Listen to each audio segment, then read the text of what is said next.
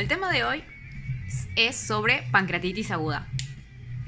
Como siempre tenemos que empezar por la definición, y la definición de pancreatitis aguda es un episodio que tiene características clínicas de inflamación aguda del parénquima pancreático.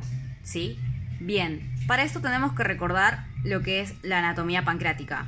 Acá un dibujo sobre las vías biliares, las hepáticas izquierda-derecha, la hepática común, el conducto cístico, juntos formando el conducto colédoco que, con el conducto pancreático principal o de Wirsum, van a terminar desembocando en la segunda porción del duodeno, en la ampolla de Vater, donde se encuentra ubicado en la carúncula mayor. Bien, esto para un modo de repaso que es importante para conocer más que todo las causas o etiología, pero antes vamos a recordar un poco de la fisiopatología para saber cómo es que se desencadena este proceso. Bien, nosotros sabemos que en las enzimas digestivas pancreáticas se van a encontrar en los anginos pancreáticos. Estos van a estar ubicados en esta zona y van a estar de modo como proenzimas. ¿Esto para qué? Esto es un mecanismo de protección para que una vez volcadas en el conducto puedan ejercer su acción. Todas estas van a ser activadas por la tripsina. Pero ¿qué pasa? En la pancreatitis aguda, por medio de lo que es la autólisis, hay un fallo en el mecanismo de protección. Por ende, la tripsina, que viene del tripsinógeno, termina siendo activado. Esta es la encargada de activar a todas las demás enzimas, entre ellas la quimiotripsina, la carbopeptidasa, la calicreína, la elastasa y la fosfolipasa. Bien, ¿qué es lo que ocasiona todo esto? Me ocasiona un aumento de la permeabilidad vascular que va a terminar en un edema, en una hemorragia y próxima necrosis. También va a generar inflamación. Como sabemos, la necrosis genera inflamación. ¿Y quiénes ayudan a seguir este círculo vicioso? Los neutrófilos activados, los macrófagos secretando TNF-alfa o interleuquina 6 y 8. Lo mismo. Esto es importante saber porque es la forma en cómo se va a ir desencadenando la fisiopatología de esta patología de la pancreatitis aguda. Bien, ahora, si hablamos de etiología, se divide en dos. Tenemos la canalicular, que es la más frecuente, y que el 89% de los casos en Argentina es biliar. Y tenemos la no canalicular, que puede ser alcohólica, que es la segunda más frecuente. Puede ser de tipo infecciosa, tipo viral y bacteriana, que me dan una forma leve, o parasitaria, que me dan una forma crítica. Ya vamos a ver cómo se va clasificando esto. Traumática, en un accidente de tránsito, por ejemplo. Médica, generalmente posoperatoria. ¿Mediante qué procesos? Una CEPRE o una biopsia pancreática, donde por ejemplo el tejido termina fibrosándose y genera la pancreatitis. Metabólica, por medio de los estrógenos o la dislipemia, lo muy importante factor de riesgo, la obesidad. Los fármacos como la tetraciclina, diuréticos e inmunosupresores. Dentro también de los canaliculares tenemos que tener en cuenta las disfunciones del esfínter de Oddi, además que obviamente vamos a tener, lo más importante, los cálculos.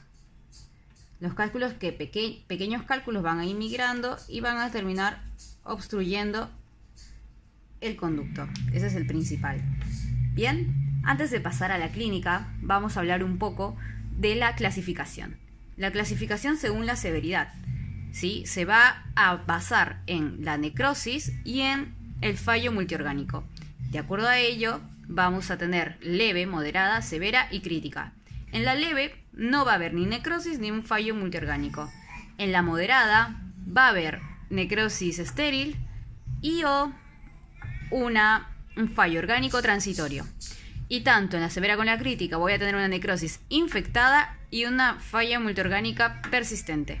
En la severa va a ser infectada o persistente y en la crítica van a haber ambas. Estas son las más graves, claramente, y van a tener otro tipo de tratamiento. Bien, la clínica. La clínica se dice que hay una triada donde va a predominar el dolor, los vómitos y la ictericia. Si bien la ictericia no se presenta en la mayoría de los casos, se considera.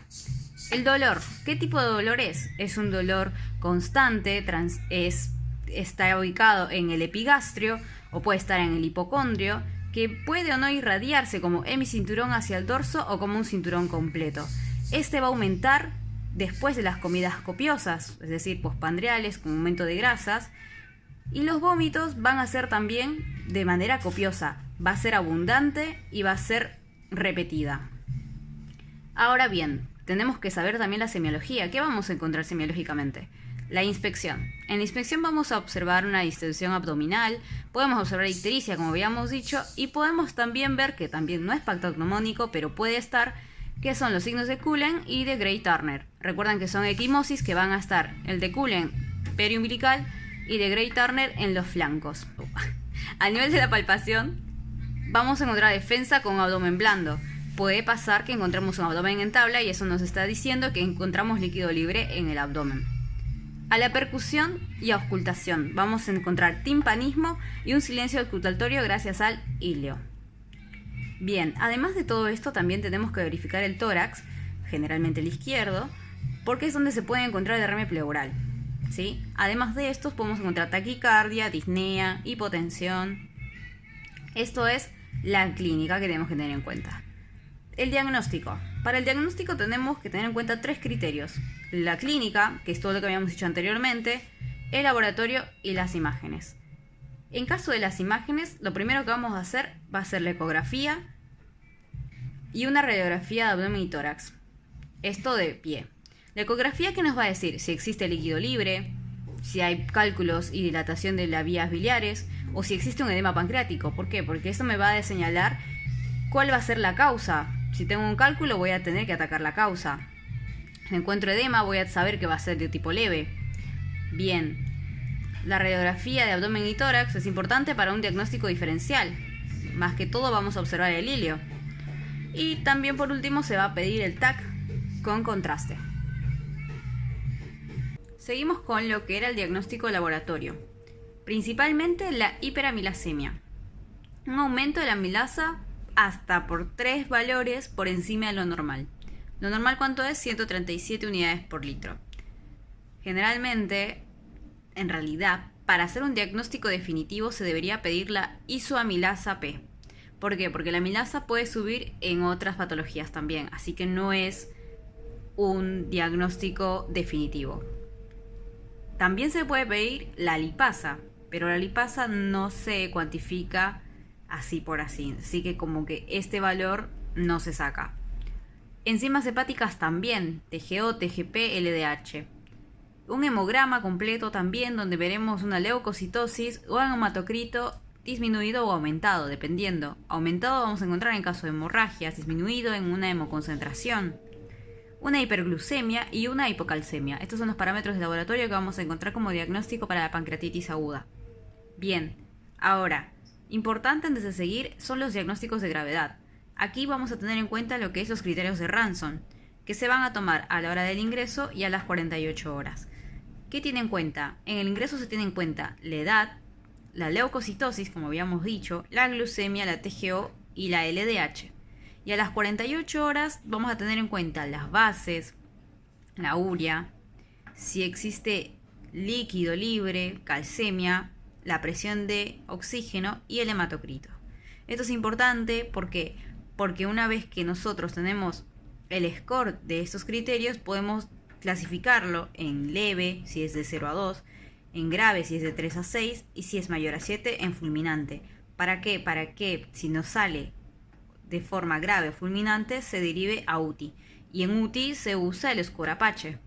Que bueno, el score Apache va a tener en cuenta el score fisiológico agudo, el APS, que también tiene otros criterios clínicos y laboratorios que van a ir sumando puntuaciones, que por ejemplo, mientras más valores tenga como positivos en el score que pide, más puntos voy a tener. En la edad lo mismo, a mayor edad, mayor puntaje.